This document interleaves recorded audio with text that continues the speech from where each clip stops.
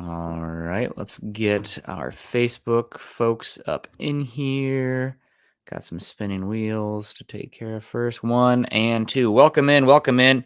It is Broncos football game day. Welcome in Monday morning, week 1, September 12th, 7:35 a.m. Mountain Time, or should I say 6:35 a.m. Pacific Time, because Pacific Time is Broncos country. This time of year, it's Broncos country anytime, but Broncos in Seattle for a game here with me hanging out. And it's time for an episode of Broncos for Breakfast. I am Nick Kendell, and joined by, as always, for these morning shows, Scott Kennedy. Scott, how you doing?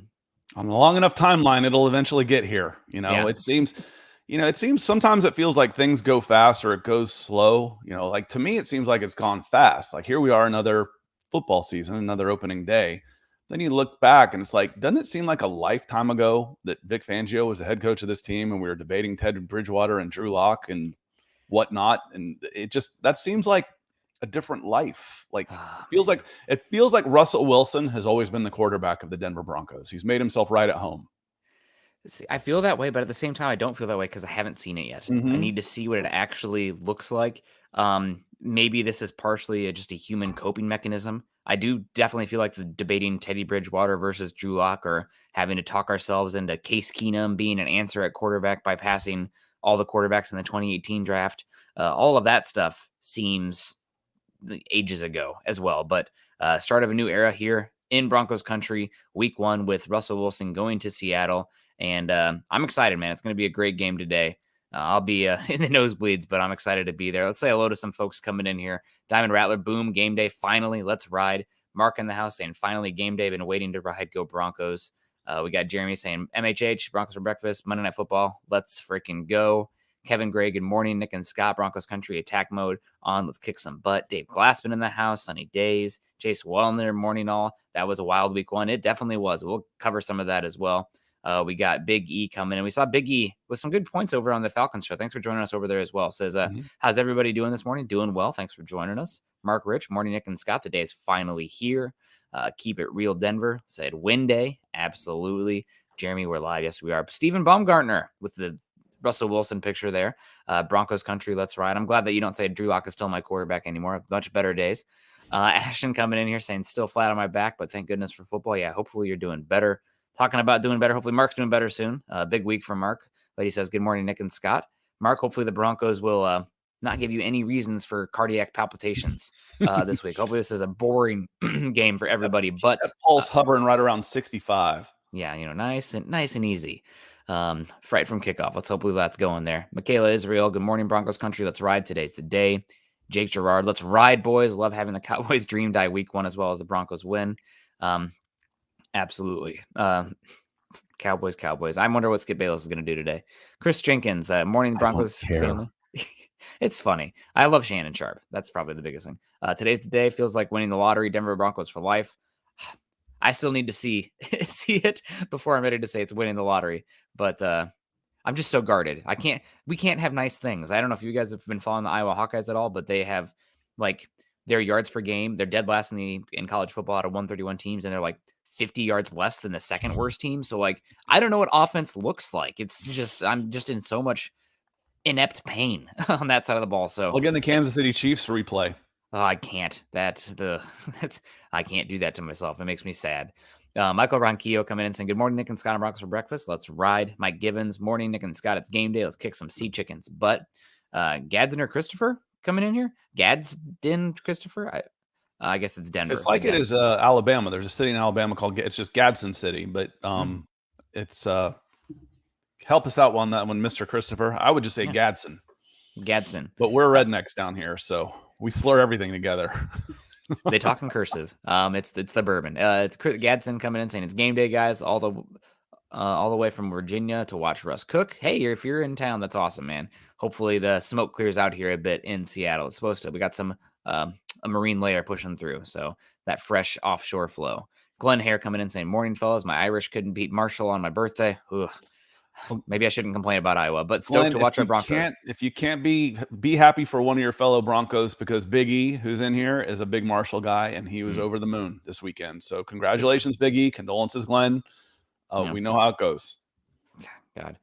Yeah, I texted my Iowa State friends. Congrats. It's like, it only took you 7 years, but You did it. Now I see that Campbell might be on his way to Nebraska here soon. So just can't escape Matt Campbell in Iowa. Alex Salazar, let's go.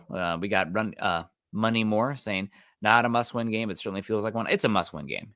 You got the Chargers and the Chiefs picking it up, and these are the types of games. The margins are going to be so thin. If Broncos expect to make the playoffs this year, this is one that you cannot drop. I know it's hard to say that week one, but you can't drop this game. You got to come in here and punch them in the mouth. Jason, can't wait. Denver Broncos for life. David, remember the Broncos from the 8:35 a.m. Central Time Zone here in Southern Louisiana. Hopefully not too hot there. September in South Louisiana can be a little sketchy, so careful down there, David. I haven't checked a weather report in a while, but it's that season. Yeah. Well, stay safe.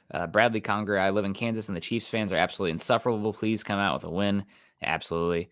We got Keep Real Estate. Skip going to show up in his Brady jersey? Probably. Rick Strickland, go You'll have Broncos. to tell me. I tell you who won't see it. This guy. Absolutely. Gary Leeds Palmer always coming in the notorious GLP with the support, saying, good morning, Nick and Scott. It's Broncos game day. Go Broncos and let's ride. Benjamin Flores to JJ. Good morning, Nick and Scott in Broncos country. And we got EWE2K saying, Seahawks fan rooting for Russ. We made a horrible mistake. Please take Locke back. Locke's a nice kid. I'll give him that. Just not the best quarterback, but EWE, hopefully you can talk some sense into your Seahawks fans where, you can root against Russell Wilson in this game, but if he takes the field and it's the booing and jeering, I think that's you're alienating one of the best players in your franchise history and somebody that I think you don't want 30 years from now, Russell Wilson to want nothing to do with the Seahawks. It's temporary. It is. I mean, if you boo him, so be it. And you can root for a player and still want him to lose. When former Braves would come to town, it's like, oh, I hope you go 4 for 4 with 4 solo home runs and you lose 25-4. Yep. So you can have individual success. And you didn't, Zach and I talked about this last night. You didn't trade for Drew Lock. That was just kind of a throw in. You traded for a bunch of draft picks. You got a starting defensive lineman out of it and a starting tight end out of it and a reserve, maybe starter quarterback and a bunch of picks. So Drew Lock is a name because he was a former starter. He's got a viral Twitter video with 25 million views on it, but he was not a linchpin of this deal. If Drew Lock wasn't part of this deal still would have happened. Mm-hmm. So this is about a rebuild, and you got some good pieces back, and if you get anything out of Drew Lock, that's just gravy. Yeah, no, it is just gravy, but happy that era is over in Broncos country and get excited about the offensive pieces around Russell Wilson now that can be better highlight. Cortland Sutton, Jerry Jeudy, Javonte Williams. And speaking of all those guys, if you guys want to get some memorabilia of those players, make sure that you're checking out Pristine Auction. PristineAuction.com is back with Mile High Huddle. PristineAuction.com is the most trusted sports memorabilia auction site with an A+ BBB rating. That's the Better Business Bureau. We are teaming up with Pristine Auction once again on another great giveaway. Viewers can win a Peyton Manning signed frame photo. I saw somebody wearing a Peyton Manning 16 Tennessee jersey at the bar I was at this week watching the Iowa game. And man, that's a good looking jersey. I would not be against. I'm not a Vols fan, but check out our Twitter page for pics of this great piece of memorabilia. To win, all you have to do is head to pristineauction.com and click register on the top of the page, or just follow the link in the podcast description, which I did not put in there. We'll put it in there after the fact. When you register, use our registration code Elway to be entered. That's easy. Manning and Elway, man, they're really tugging at my heartstrings. And a bonus Pristine Auction. And as a bonus, Pristine Auction will give you $10 off your first winning auction. Every item on pristineauction.com comes with a certificate of authenticity from the industry's most reputable authenticators. So obviously we got some here that Scott is going to pull up here. We got this is too small for me to read. John Elway signed. Oh, too good. Okay, if anybody wants to get me this John Elway mini jersey with the old school D and the powder blue, I am here. Please, God. It's down a little bit, but that's a keep scrolling. No, there it is. Oh my God, I love that so much. The old school one. They need to bring that back. Bunch of good John Elway stuff. Jerry Jeudy, absolute retail rookie card for $20. Maybe that one's going to go up in value here pretty soon. More John Elway. Craig Morton signed Broncos helmet. That's awesome. Rick Upchurch, some all-time classics here. You see the time on here now. But yeah, a lot of good Broncos gear here. And again, it's certified by the Better Business Bureau, so you know it's legit. Upgrade your collection of signed memorabilia today and get $10 off your first item when you use our code Elway when you sign up. Again, pristineauction.com/register and use the link shown in our description. Just use the code Elway and get $10 off your first item and be entered to win a Peyton Manning signed photo. Oh, man. Drawing will be held Monday, September 19th. So a week from today. You guys got a week to get in there, and make sure you check out pristineauction.com. So we got some more people coming in here we want to say hello to. We got the Sting guy coming in saying if he was Seattle, well, you're not. So don't give him any ideas. No, if I would run the ball a lot. I think Denver has to answer. I really want to see us win the battle of the trenches. So let's kick this off, Scott. Obviously, there's some news here in Broncos country, and not news that people want to hear. And hang my Hawkeye head in sorrow. Josey Jewell been downgraded to out for this game. The Broncos starting linebacker. The Broncos brought him back this season after suffering a shoulder injury, pectoral injury. Torn pec last year. Yep, torn pec. TJ Watt, torn pec maybe. Yeah, we'll find out about that. Unfortunately, that happened again yesterday with one of the most exciting players in the game going out for likely the season. Yeah, big time bummer. But Josey Jewell has a calf injury. He's been downgraded to out in this game. And with Josey Jewell being out, I got to say that the game unfortunately got a lot more interesting. Josey may not be the biggest, fastest, strongest player in the world, but damn, he is in the right spot at the right time and making sure everybody else is in the right spot in those front gap-filling looks.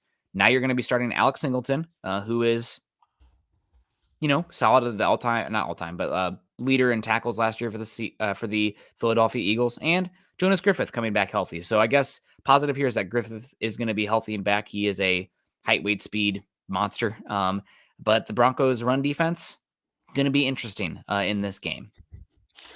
Jeremy Shawn isn't the best at he was Chris Berman before Chris Berman got tired with this type of stuff. When it became a shtick, it was funny like the first few times, and then it became like the thing, and then it was but Jeremy does a good job. I appreciate these. The Josie, the ruled out law, Jewel. Yeah, and I would have liked to have seen Jonas Griffith get a little bit more time in the preseason. Obviously, he's still relatively new to the position, and if he is 95% and there's no risk of hurting his elbow more, and you wouldn't think that there would be. I mean, it might be sore, but a dislocation is put it back and let it heal, not necessarily like a pulled muscle that you can aggravate. Then he was really good last year, and we talk all the time, Nick, about how often are you going to see two inside linebackers on the field at any given time anyway? Can you get away with Singleton and Jonas rotating through those spots? Then you should be fine. You should be okay. I would like to have three of them though, because you figure the Seattle Seahawks are going to try and run the ball a lot. After watching the preseason, I know what I would do. I would run the ball up the gut between the tackles until you prove you can stop me. Yeah. And I'm going to want to have two inside linebackers on the field early on. Yeah. Until I can stop you and make Geno Smith then try and beat you through the air. So I think you should be okay, but a lot is riding. There's a lot of questions. There's still a lot of questions that need to be answered because we didn't see a lot of these players in the preseason. Yep. How is DJ Jones going to fit into this defense? Is Jonas Griffith going to be ready to go? Flip over. How about Randy Gregory? How about Billy Turner? A lot of questions that are going to be answered because you listen to Nathaniel Hackett's last press conference and everything was questionable. How's Billy Turner? Questionable. Randy Gregory? Questionable. There was a third one. It was Josey Jewell was doubtful to out. Who's the third player I'm thinking of that is a doubt that was questionable? It's Billy Turner, Randy Gregory, and there's a third one. I'm drawing a blank. Josey Jewell, who's now out. I don't know. He was doubtful at the time. KJ Hamler. Questionable. Yep. It's like, yep. All right, thanks. More questions than answers, that's for sure. So we're gonna get some questions answered. We've had a bunch of them. We're gonna get our first chance to get the first answers on the season. Yeah, and speaking of firsts, we got our first super chat coming in. You're not superstars. We have some stars over on Facebook. First super chat, Jordan Wright coming in with $5. Thank you so much on this Broncos game day, saying, good morning, guys. Way excited today. Coffee and Broncos. Can't go wrong with that. Mm-hmm. Absolutely want to give a shout out to Patrick. I don't know if you're still in your Lion coffee supply here, but Patrick set us up. I'm going to be drinking Lion coffee from lioncoffee.com for a long, long time. He set us up. Yeah, he did. I won't be drinking it as long because my wife makes cold brew, and that uses a lot of grounds to do that, but that's okay. Jesse James Richardson coming in, maybe with the stars. That's why Scott's flashing it here, but he says, love the MHH fam. Broncos for breakfast, my favorite. Oh, keep gassing us up, Jesse. Super excited for tonight's game. Let's ride, go Broncos. Thank you so much. And we've got a good number in here. We don't get the volume, we get the quality over quantity in the morning. It's an early morning show. We get that, but there's a bunch of people in here. So make sure you're hitting that like button and that share button and bring in more Broncos fans like you to help support the show. It's the easiest thing you can do. So certainly appreciate it. Yeah, absolutely. We also got Brooklyn official music coming in saying, "Go Broncos, big win today coming." I'll take it any way I can get it. Derek Player, though, saying big win, 35-13. That would be really good for my heart. We'll see how the game plays out. Lance Johnson, good morning from Prosper, Texas. No, live next door to Frisco, Dallas headquarters. Glad I am a Broncos fan instead of Cowboys fan. Yep, and we got Moshe coming in here saying MVP showcase tonight. God, that would be incredible. My expectations, we'll get into it. My expectations for Russell Wilson statistically in this game are not high, but I'm probably just guarding myself because of absolutely like how bad Iowa's offense has been. I can't have nice things offensively. Clayton coming in here. Chase has a good comment here real quick too that I want to get to. I already came up with my thought because I was reading ahead, kind of like, school. I'd read the chapter in the first 10 minutes and then daydream for 50. This one I actually have to pay attention. But real quick though, Clayton, good morning to you, Clayton. Hit that like button on the way in. And what kind of coffee on game day? You're drinking the Patrick Kona blend coffee from Lion Roastery. So out there in Hawaii, pretty good stuff. And also, Clayton, congrats to your second team. Nobody boo him. It's okay. I saw that I think he was excited about the Vikings taking it to the Packers yesterday. So definitely. Some of us aren't quite as surprised as others about that score line. I'm not making the most out of it because I remember the Saints looking like they were going to kill everybody week 1 last year, beating the Packers 45-3 or something. Yeah, so again, when your top 2 wide receivers are both rookies, the Packers had trouble scoring in close games. In games that they lost, they couldn't move the ball. Yep. So, it's not that they didn't lose a bunch of 31-34 games, where the defense was letting them down. It was in putting the clamps on a lack of explosive players and hoping your quarterback can pull a rabbit out of the hat. Yeah. But this is for a question from Chase I like, or at least pondering, that I'm going to turn into a question. I wonder if Hackett will defer to take the kickoff first. What do you think? I would defer. I have zero respect for the Seahawks offense coming into this game. I think my defense, as long as they can stop the bleep and run, can take it out of there. And I think if you send Russell Wilson out there first before your defense probably is taking a little bit of the wind out of the sails of the fan base, it's going to be loud and ruckus in there. So I'd rather go out there, send my defense first, maybe get a takeaway or a 3-and-out, and then get good field position, in my opinion, probably most likely. Because again, not really respecting the Seahawks. I know that hubris and whatnot. Oh, I'm going to go out there, Russell Wilson right away. But I'd rather have it be, like fans catching their breath after like, oh my God, we have Geno Smith as our actual quarterback. This is what it looks like. And then send Russell Wilson out there. This will be a good head over heart test. Hopefully they win it. So we get to find out. The Broncos have won the toss and have elected to defer. Because if it's his heart, he's taking the damn ball. Yeah. Offensive coach, I've been waiting 6 months to play with Russell Wilson and haven't gotten to do it yet. But the smart thing to do is to defer, because you can end up getting a 2-for-1 possession towards the end where you finish with the ball and then get it again in the second half. That's the heady thing to do. But the heart may take over this one. I know I'd want the damn ball. I've been waiting. You're an offensive coach, former offensive coordinator, Russell Wilson.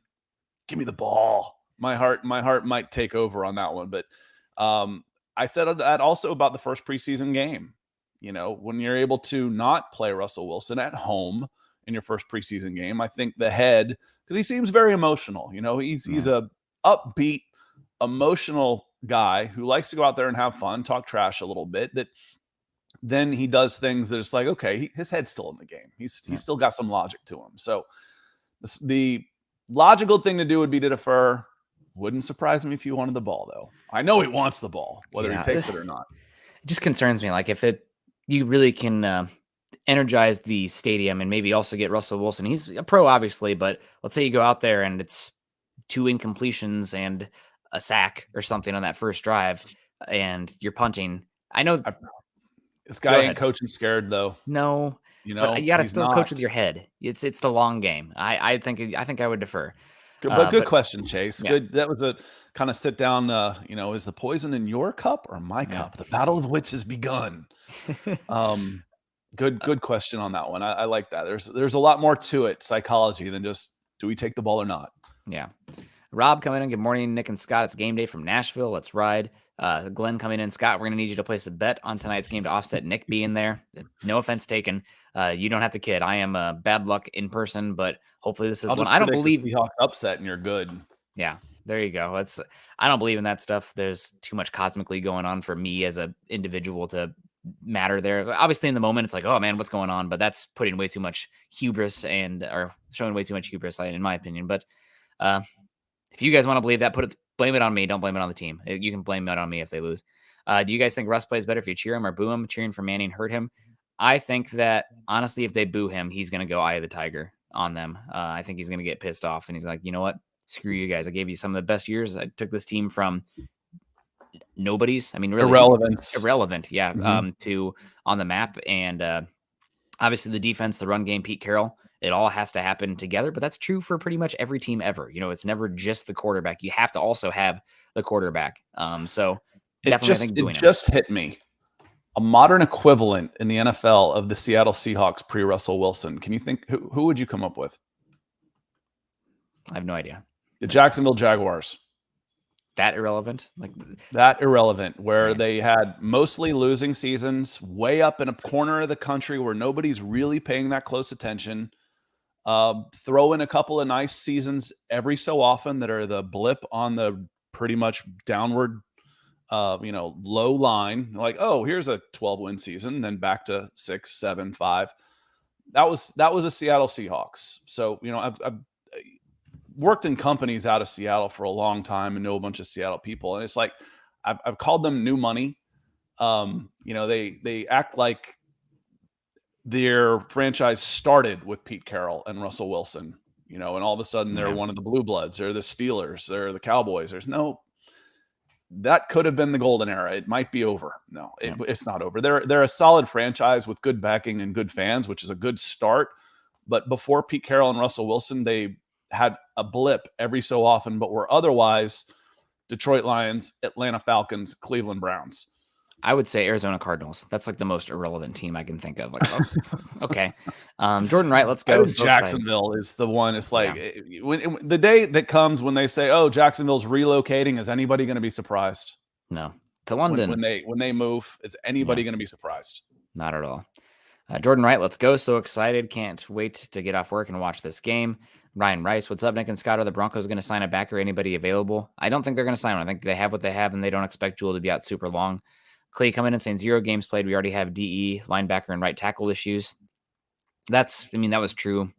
Every team has issues when you look at it at some point, besides maybe the Bills. Although the Bills cornerbacks at some point I think might be an issue.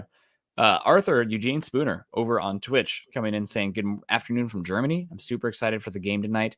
Me too, Arthur. It'll be a great one. Man, what time is it going to be for you? You got to be a big psychopath to watch the games like that. I remember waking up at like 3 a.m. to watch, speaking of Germany play in like the Euro Cup. So I get it. Bama X, good morning, Broncos country. It's time for us to have some questions answered and more asked. Oh, I love that. Happy Monday, everyone. Talking to riddles, Bama. You got me there. Dallas Kelly, it's game day, Broncos country. Where will you be at, Nick? Heading down to Seattle around noon. Should be at the stadium around 2 or 3. I have to pick up my wife from a conference at about 4 o'clock. So I'm not sure how much tailgating I'm actually going to be able to get in, unfortunately. But I will be hopefully celebrating the win around the stadium somewhere afterwards. Seriously, hit me up on Twitter. I'll be around. And I think Broncos country is going to be in lot 10. A lot of Broncos fans in Seattle. There's a Facebook group, Broncos fans in Seattle. They hit up the Broncos bar in Seattle yesterday. It was packed. It was lit. And they're going to be in lot 10 today. We got Clyde coming in saying Matt Hasselbeck played really well actually for them. And they went to a Super Bowl and should have won. Yep, that was a good season. The Sean Alexander going beast mode season for them. Yeah, no, they've had some blips. Like I said, some blips. So did Jacksonville. Jacksonville was in the AFC Championship game their second year in the league. They have those moments, but for the most part, they had been fairly irrelevant pre-Pete Carroll and Russell Wilson. So no, there are moments for sure. Most teams have them. Even the Detroit Lions, very few and far between. But again, those were the exceptions, not the rules. Yep. 100%. Damon coming in. Wish we could start tailgating now. Nobody's stopping you, Damon. Just don't drink and drive. Jesse coming in saying good morning, Nick and Scott in Broncos country. We finally made it. It's game day. Let's ride. Kenneth coming in saying good morning. What are your thoughts on Burrow's massive amount of turnovers and all the missed field goals yesterday? The missed field goals, man. Hopefully there's none of that going on in Seattle today. That It's a makes different me ball. exactly. They juiced the But ball. no, that's definitely concerning. Burrow's massive amount of turnovers. It's crazy that they still had a chance to win. I think that speaks more to the Steelers not being the best team and all the playmakers that the Bengals still have. But I mean, I know it's week one overreaction. Don't do it. But this is just further adding on my propaganda, which cover your ears, Broncos country. Some of you hate to hear this. Justin Herbert is better than Joe Burrow. I'd take him over him. Did you watch the Raiders Chargers game yesterday? I haven't. I saw some of the highlights. God, But Justin Herbert is I so saw, good. I saw the flow of the game where it was up early and then got tight. Yeah. And then I, looking at trends, that Raiders fans were cursing Joe Gruden after watching Khalil Mack destroy them. Yeah. John Gruden. John Gruden. After Yep. watching Khalil Mack destroy them. Yep. Definitely rough on that one. Yeah. The Chargers played poor pretty much everybody besides Justin Herbert. And they got to figure out something where it's your game plan cannot just be Justin Herbert goes God mode because it's Like not going to happen. Said about the Packers, at least, Yeah. they've put some effort into getting playmakers. They've got decent playmakers around Herbert already. But you can't just put a defense out there and expect your quarterback to pull a rabbit out of his hat. Yeah, and he did many times, man. So there was the cover through touchdown, the cover two through ball touchdown that he had that was like over the linebacker between the two safeties. Just unbelievable. Drives me insane. He's too good. Did any other, and also Patrick Mahomes yesterday. The AFC West is going to be incredible this year, besides the Raiders, who I keep saying offensive line is too bad for them to be a real contender, and that seems like that's going to be the case. So sorry, Rich Eisen, with your Raiders pick. Benjamin Flores, and any other significant injuries? I know that the Raiders starting center, whose name's escaping me right now, had to leave the game in an ambulance because of a concussion and maybe possible brain swelling. I know that Keenan Allen had a hamstring issue, so we're already on Keenan Allen injury watch. And I can't really think of any. Oh, the Chiefs kicker got injured, and then Justin Reed, the safety, came in and kicked some extra points and kicked a kickoff that went through the back of the end zone. So Justin Reed, pretty good soccer player as well, from what I recall. Yeah, coming out of Stanford. That's no, I talk about kicking 50-yard field goals. That's one thing. Kicking out of the back of the end zone takes a different kind of leg. It's more and more common than it ever used to be, but that's still pretty big time. Yeah, he's got a leg on him. It was pretty awesome to see. We got Jason coming in saying tonight the world gets introduced to Montreal, Washington. I'm predicting a play on special teams from the Rook. That'd be great. You know what I want even more? The coverage units to show up in that one. That would be incredible. That's all I have going for me with my Iowa Hawkeyes right now is that the special teams and defense is incredible, but the Gunners making some big plays where the returner tries to get a little bit greedy and you tackle them right on the spot or pop him or perfect down, ball on the 2. Give me a good special teams with the coverage units this week, and I will be over the moon.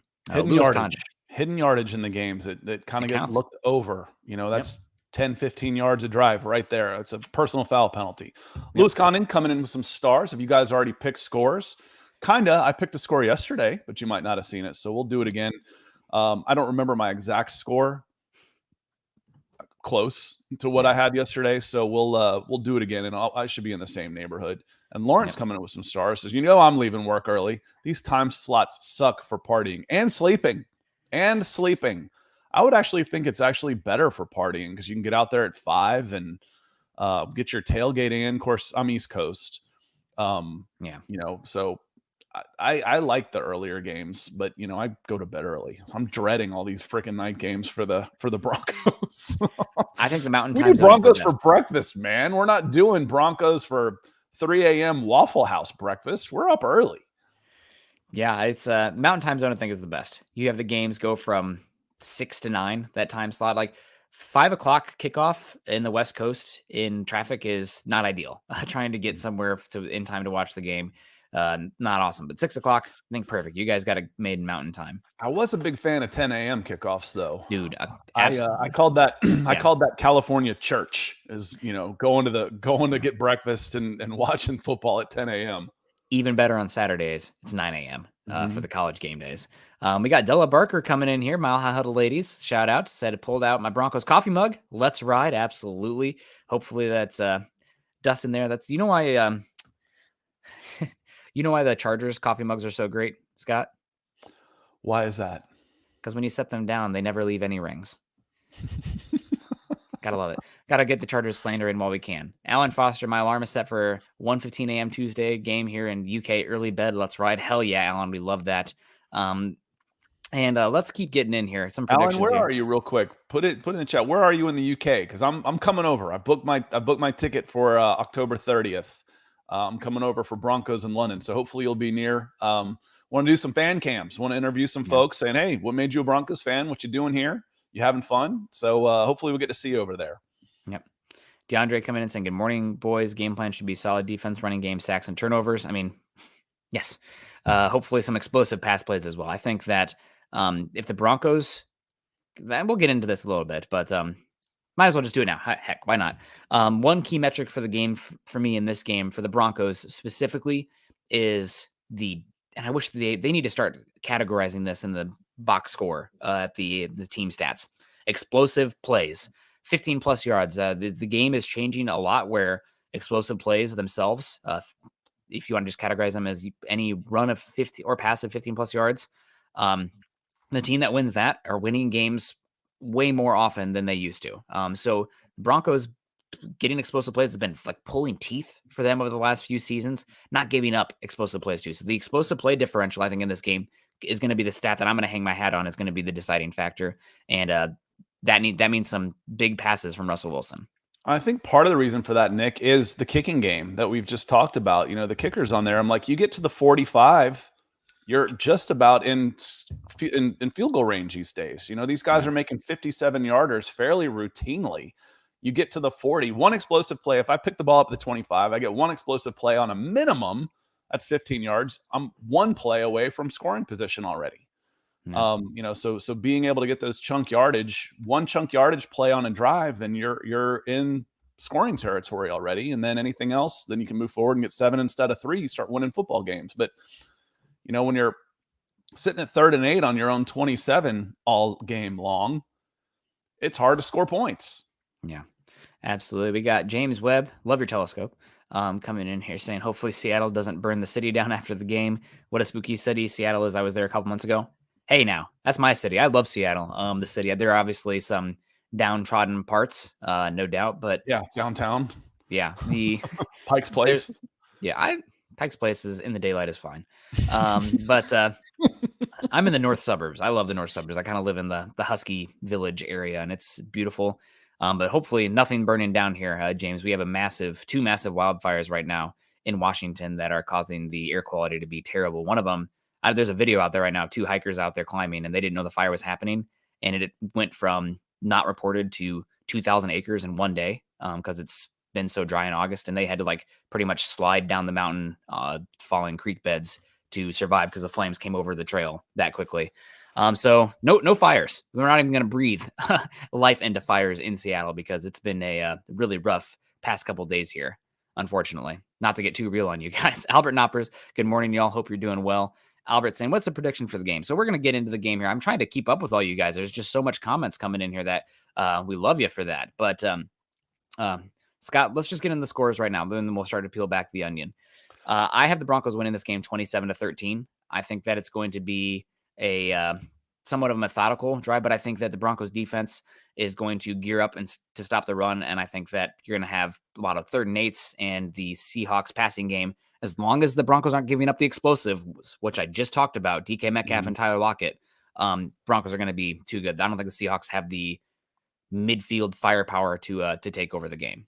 Yeah, I think they can grind them down. I think the Broncos can grind them down. I'm pretty close on that. I think I was 27-16 with a bunch of field goals as you take a little bit more time to start getting the ball into the end zone. So a bunch of field goals in there. And for me, just the flow of the game, it could start off a little bit slower. You know, I kind of think like a 10-3 at halftime, somewhere in that neighborhood. And then things start opening up in the second half. That's just fairly common, especially early on in the season. But the better team typically wears down the team with the worst roster and wins in the end. And I feel like while this score should never really get out of hand, I think the Broncos will get a lead and should be able to just keep the clamps on and not really ever feel challenged. It's like it won't look like a blowout, but you shouldn't really ever feel like the game was in doubt either. Yeah. That's how I see this game going. A comfortable win for the Denver Broncos. Yeah, absolutely. I hope so. And I hope it's the Broncos just efficiency, Seahawks just not being able to hang, Broncos winning in the trenches, that kind of thing. Just it's pretty obvious to tell when a team has more talent based on how the trench play goes, and I'm hoping that's a obvious one for the Broncos here with no flukiness. Sting guy come in and said, I don't think we have any weaknesses in pass defense. Raiders exposed how weak their run D is in the second half game the last 2 seasons. Smack Seattle in the mouth. Yeah, you definitely hope that the Broncos pass defense doesn't have any weaknesses. We talked about the Russell Wilson revenge factor. I am curious to see, especially without Josie Jewell out there. A lot of people talk about him. He's not great athlete, good pass coverage. He's in the right spot in pass coverage, and that's typically what you want from your linebackers. You're not asking them to overextend themselves. So watching this with Alex Singleton and Jonas Griffith, who probably have more of a chance to be in the wrong spot, making the wrong read. And I said the Seahawks don't really have any middle of the field weapons, but Noah Fant revenge game. Any thoughts there? Are we just kind of burying Noah Fant because of the rest of the offensive ineptitude or bad taste in our mouths? Because last year he was dialed up so many chances where he used to make one guy miss, and he never did. He could be a security blanket of sorts. Yeah. I think it'll be tougher to get the ball to the outside because you probably aren't going to have a ton of time. You're going to be starting 2 rookies more than likely at edge, going against your edge. So 2 rookies starting at tackle, going against your edge. So on the edge. Sorry for misspeaking there. I want to be clear. And Cross and Lucas, players that we like. But it's like, oh, wait, I didn't mean that. I didn't mean I want them to start as rookies. I didn't mean I liked them that much right away. That I think that could be tough to get the ball to your top 2 playmakers. And you might just be looking for quick hitters in the slant, dumps over the middle. And the key, like you said there, is no yaks, no yards after the catch, which isn't one of his specialties anyway. And make them grind it out. Make them see if they can string 10-play drives in order to get points. 3 yards over the middle, 3 yards up the middle. Again, your 2 best players on offense are your wide receivers by far. What good is it if you can't get on the ball? Yeah. Spacing game, but still, they need to create the explosives. And Tyler Lockett and DK Metcalf, they thrive off the deep ball. Geno Smith not really looking for the deep ball, so we'll see how it plays out. Clyde coming in on Facebook saying, is Broncos defensive scheme change with the new defensive coordinator, or is it staying pretty much the same?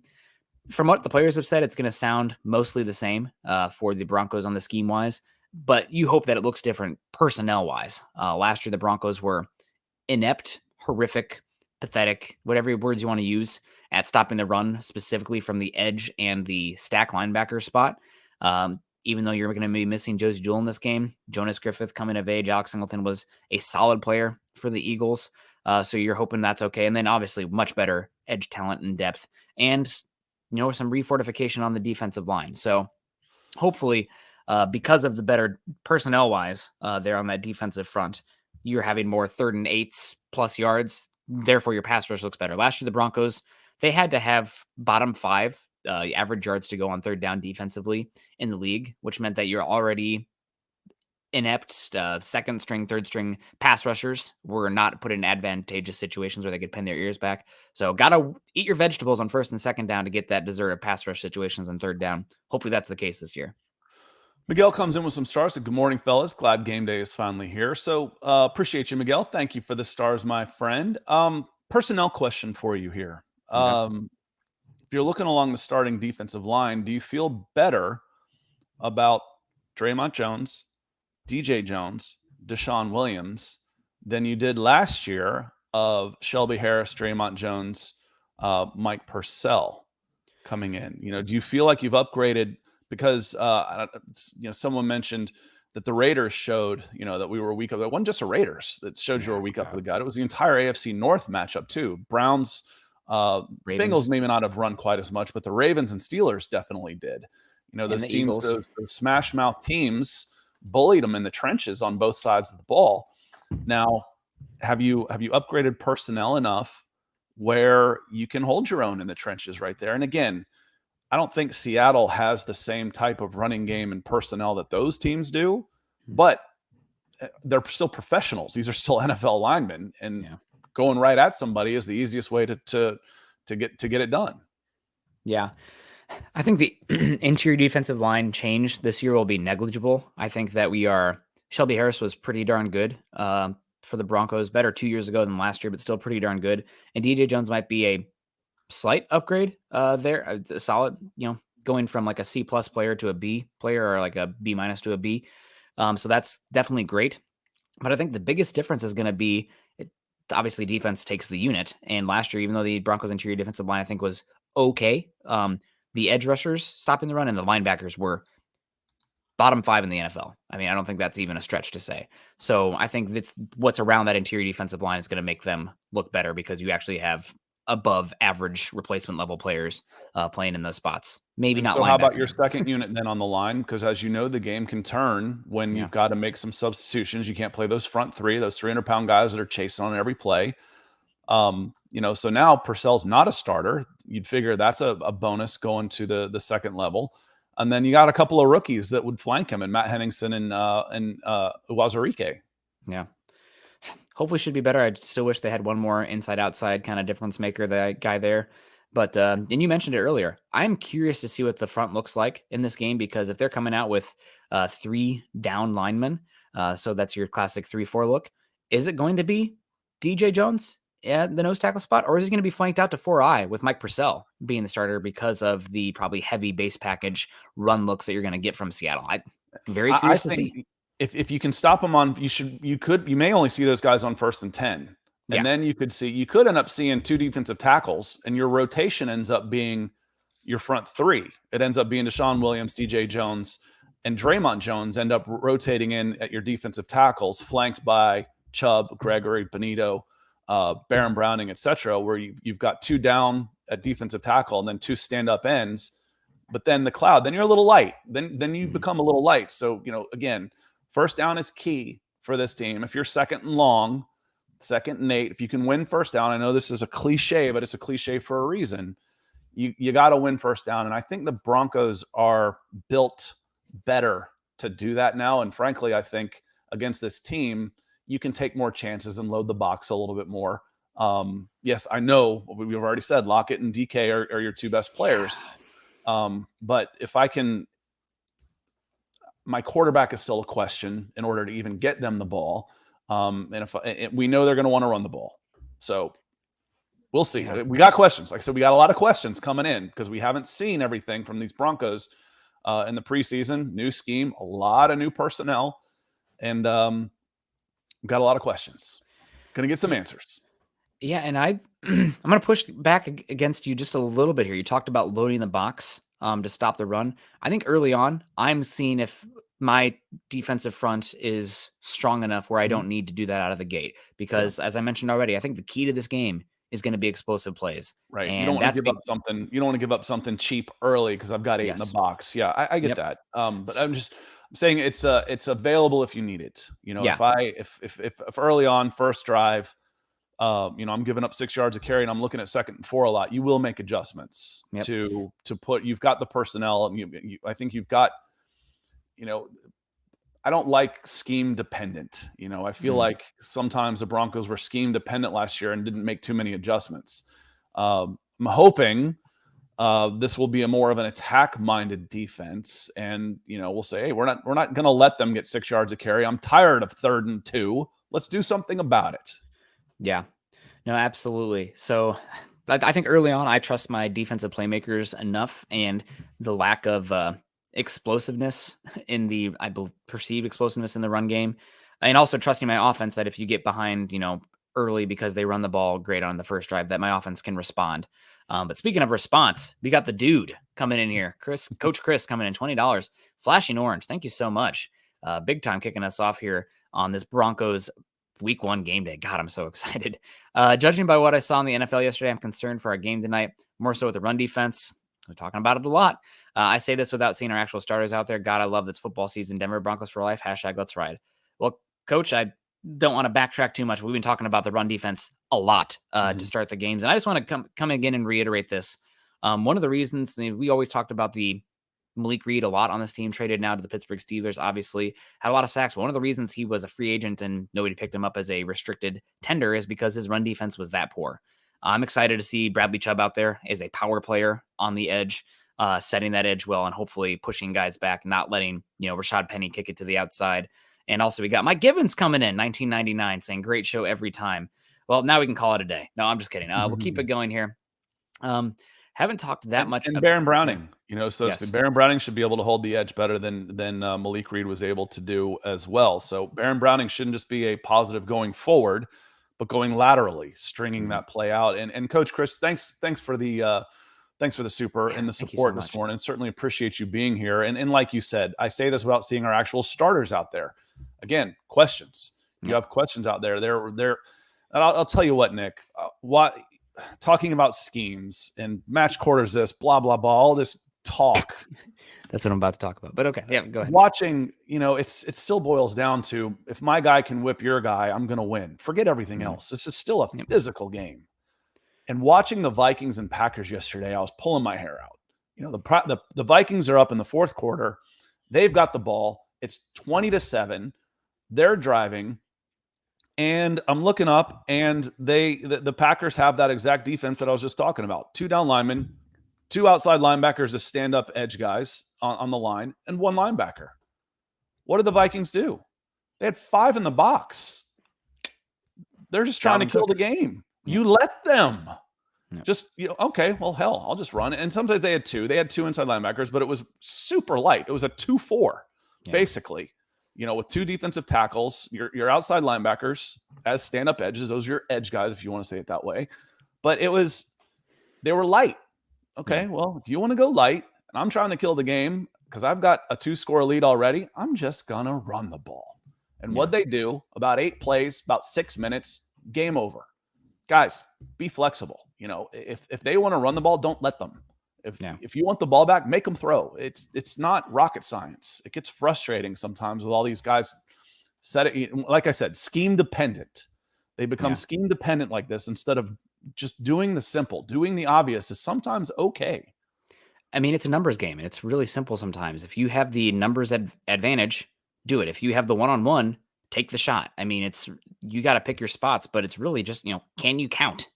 Sometimes, obviously, that's really reducing it. But Ryan Rice coming in here saying, you have to come out throwing. Am I wrong? We should play our brand of football. What is our brand of football? That's a great question. That is a great question. I think one of the big question lines in this, and Scott, I pulled that comment up, and then you started kind of rolling your eyes and got on the box about schemes and whatnot. But I got to talk a little scheme here real quick, just because I hadn't seen this one yet. When I was just talking about, when we start getting in all these fancy names and stuff and all these different things, off ball this and stack that and match quarters this and, cover 3 clouds. It's like, dude, you got 6 in the box when they're trying to run at you. I'll throw all that out the window. This is man on man, and you don't have enough men. Yeah. Well, the big thing I'm talking about here is you want to come out here throwing. I think the Seahawks, and this is kind of, really pointing to an end of an era. They're going to be following the Vic Fangio 2 high safety shell match quarters defense, moving on from that cover 3 static defense that they ran for a number of years. And what does that mean? So Russell Wilson, given his play of his career to date, has had issues thrown over the middle of the field and really been looking to attack the deep hash marks, deep middle, those little areas where you can attack some of those cover 3 defenses from time to time. But in match quarters, you're going to have 2 to 4 guys making an umbrella over the top of the defense where they will allow you to get that stuff over the middle of the field and then rally to the football. So what does that mean for the Broncos and Russell Wilson? Either they're going to have to show something different in Russell Wilson's career to date where he is attacking the middle of the field. The Broncos pass catchers are doing stuff after the catch because there's going to be opportunities there for yak ability. Quarterback, setting them up to run in stride hopefully as well. Haven't seen that in Denver in a while. But the other thing is you have to throw. If they're playing match quarters out of the gate in light boxes, how do you get them out of that? Scott's talking about the numbers game. You run the ball effectively, punch them in the mouth. You get a Jamal Adams versus Javonte Williams meeting the alley. Javonte Williams trucks him and runs for another 20 yards. We're getting our asses handed to us up front. We're going to have to go to a cover 1 look, get a little bit more aggressive, get some bodies in the box. That's when your explosive plays happen in the pass game. So it's a balancing act. We got to see what it looks like with this meshing of Nathaniel Hackett and Russell Wilson. I think with Javonte Williams and Mike and Melvin Gordon, Broncos football should be run first. It should be, I can run it at you until you stop me, and then I'm setting up the play action pass, rollouts, all those type of things. If Russell Wilson is dropping back and throwing the ball 40 times, I don't think that's the game you want to be in unless you're running 100 plays, which would be a ton. So again, it becomes, if I can run the ball effectively, the game becomes real easy. It becomes real easy. And I think you can. I think this defense isn't set up to stop the run. Mm-hmm. And you've got one of the best running back rooms in the entire league. Your offensive line is, I think, more comfortable running the ball. So Broncos football should be Javonte Williams, Melvin Gordon, and then hit the big plays off the play action pass. So establish the run to set up the pass. And if it's not working, I got Russell Wilson and a bunch of receivers. I can adjustments. Again, we never saw any of that last year. It was all just dull. It was boring on both sides of the ball. There was no imagination on either side of the ball. And I'm expecting more. I expect more from this staff. Yeah, last year the Broncos had a quarterback in Teddy Bridgewater that couldn't play beyond the X's and O's, and you had a quarterback who couldn't play within the X's and O's in Drew Lock. So it was a bad time. I have a quarterback who hopefully can do a little bit of both. Talking about this game, we do want to go over the Seahawks list of injuries as well. I have an article here from yesterday. It was updated yesterday. So the Seahawks officially have 2 players out. Depth edge rusher from Syracuse, Alton Robinson, and long snapper Tyler Ott out for week 1. That's okay. It. It's over. But it could be. I saw some bad long snapping yesterday too. Absolutely, yeah. No, I was going to say it could be in that one. But the doubtful and the questionables are the ones to watch out for here. So cornerback Artie Burns, former first-round pick out of Miami, of the Steelers, I believe, has a groin injury. He's doubtful. And also you have a third-year left guard, I think starting left guard Damian Lewis and rookie running back Kenneth Walker are both questionable to play in Denver. Regardless, they are going to be limited in their impact. So Kenneth Walker, I loved him coming out of the draft. I loved him more than Breece Hall. So if he's out, I feel a little bit better about that because he's Rashad Penny. If he has if he has space and he can slash, that's good. But Kenneth Walker will punch you multiple times. He is a squat fire hydrant type. So both good there for Denver. And Damian Lewis wasn't good last year. No, and it's like, okay, I got good news and bad. I got bad news and more bad news. The guy I have isn't very good and he's banged up. That's a bad combination. So I've got 2 rookie tackles. I've got a guard who wasn't that good, who's not 100%. There's 3/5 of my offensive line. And frankly, their center wasn't that great either. Yeah. So they've got, first world problems for the Denver Broncos. You have questions. Again, I say it all the time. We look at this team in a bubble. So the problems that we have, we hyper focused on and it's magnified. Everybody's got problems. Mm-hmm. Your problems here is, okay, we're not sure Billy Turner, right tackle. Is Calvin Anderson going to be good enough? All of these things. What about Cam Fleming? Okay, right tackle. How about I got 2 rookie tackles and a banged up bad left guard? Those are problems. And those are why, one team is picked top 10 on some power polls and one of them is usually 25 or lower. And why you should be able to go on the road in the first game of the season with your new quarterback and all the energy goes in and take care of business on Monday Night Football. Yep. Absolutely. You hope so. So, Scott, we don't have very much time left. Key matchups. First, we got Captain Kush coming in here, $4.99 Super saying, despite the clear talent disparity in our favor, I can't help but be nervous. That's me, man. I just can't. Why do I do this to myself? I'm just super anxious until the game's actually going. But he says these last 6 years has really got to me. Absolutely. He says, fuck it. I can say that. It's not a real word. Let's ride at 31-13. Man, that would be incredible. Hopefully it's like that early and keep the faith. We got that. Forget about it. And Captain Kush, the reason why is because it's like going back to an analogy of college football. It's why Georgia wouldn't play Georgia Southern or Iowa doesn't want to play Northern Iowa. The Seahawks don't have anything to lose, and the Broncos do. All the pressure's on the Broncos right now. So a win is good, but it's more of a relief. Mm-hmm. We're supposed to win. A loss is unthinkable. Oh, God, it's going to be all this stuff I'm going to have to read and all this stuff that's going to be coming into my world, whether I try and ignore it or not, is going to be painful. That's why you're nervous. Why you're nervous. Seattle Seahawks fans, they're not nervous. They got nothing to lose. Nobody expects them to win this game. They stink. Yeah. When that backfires, though, is if they take a lead and blow it. Get the hopes up. Get your, we're going to win this thing. We're going to win this thing. We're going to beat Russell Wilson. It's so great. I love it. Oh, God. Yeah. Ask me how I know how that feels. Yeah. Yep. So, Scott, we predicted our score already. What's the key matchup in this game? What's the one thing you're looking for first? I'll go real quick first because I have mine. The Seahawks depth chart, especially with Artie Burns being out, the cornerback room is young. It is so young. They're going to be starting 2 rookies there. Tariq Woolen, Kobe Bryant, both, good players. Tariq Woolen, we liked him coming out of UTSA. Kobe Bryant, opposite of Sauce Gardner. I think he won the best defensive back award, the Jim Thorpe award last year, because he was getting a lot of stats when nobody threw at Sauce Gardner. And then Sidney Jones on the other side there. So that is not a room that breeds confidence, in my opinion, in any way. So that's one reason. Also, I think the Seahawks are going to be playing a lot of deep help, because if you give those guys on an island, especially Russell Wilson hunting for it. So I'm expecting a lot of 2 high safety shells. But eventually the Broncos run game is good enough. And Russell Wilson, again, being one of the best, most prolific deep ball throwers in the history of football. One of these wide receivers is going to get a chance against one of these young, less than stellar cornerbacks. So I think that one is a big one. And it leans back into the explosive plays. Center Austin Blythe, if he's starting, Seahawks center over whoever's lined up over the top of him. That's a key matchup on defense. Win that one, and the rest should take care of itself. On the other side of the ball, key matchups real easy. 2 rookie ends against 2 veteran edges. So, I mean, ends on the end. I keep saying that. Yeah, tackles. Yeah. Okay, tackles. Abraham Lucas and Charles Cross against the 2 edges. Randy Gregory making his debut. He's going to be like a caged freaking dog who is let out for the first time. You ever let a dog out of a cage or a kennel for, that's been in there for all day? The zoomies. That's going to be Randy Gregory for a little while. And I think Jeremy may have said he should be on a pitch count. I agree. But then you're going to bring in Browning and Benito, in passing situations. You get a lead, and Nick Benito becomes a weapon.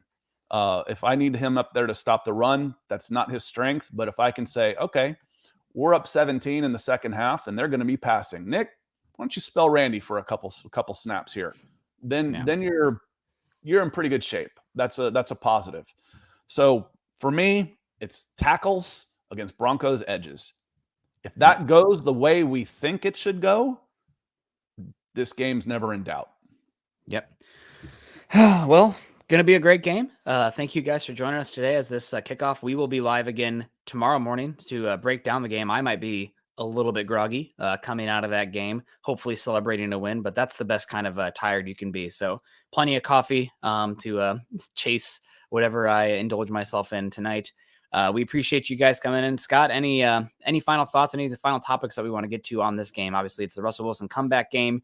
A lot of questions for the Broncos, but hopefully a game that the Broncos do come out of here healthy and with a win. No, I hate late games. At least they're at 8:20 now, I think, instead of 9. That's one statement. When they used to kick off at 9, I'm like, man, I haven't seen the end of a Monday Night Football game in 10 years. Yeah, I'm asleep by the end of those. So I'm glad it's a little bit early. On that note, we will see you tonight for the gut reaction. Chad and Zach will be back. I'll be in the background. And win or lose, it should be a big crowd tonight. So make sure you join us immediately after the game. I mean, almost final whistle. Make sure you're here. Yeah. Well, thank you guys so much for joining us today. Make sure you're following Scott and I on Twitter. Scott is at Scout Kennedy. I am at Nick Kendell MHH. Also, make sure you're following us at BFB_pod as well as at Mile High Huddle. If you haven't done so yet, join our Facebook communities, facebook.com/Mile High Huddle and facebook.com/Mile High Huddle pod. And as the ticker says underneath, if you're joining us on YouTube, please subscribe, like, and share. Hit that bell so that the bell icon, so that way you know when we go live. A few more questions coming in here before we get on out of here. Nick, if the Broncos are down at half, leave immediately. Yeah. No, I don't want to miss the comeback. Also, Sting Guy saying, Nick, will you be wearing orange to the game tonight? Absolutely. Spread the word. If you're in Broncos country and you're not wearing orange tonight, slap yourself. Because if you're wearing white or navy, those are Seahawks colors. What are you doing? Wear orange tonight. It just pops. So hopefully that'll be better. Especially against those other colors. Yes. Like orange it out. If you're not wearing orange, I don't get it. Bama X also coming in saying, great show, guys. Today's the day. Let's go Broncos. And Facebook user saying, great job, guys. Let's ride. And also Chris Jenkins saying, let's ride. Go Broncos. Denver Broncos for life. First win tonight, family. Great show. Stay healthy. Let's go Broncos. Make sure you guys are choosing kindness and choosing kindness and choosing compassion. Go Broncos.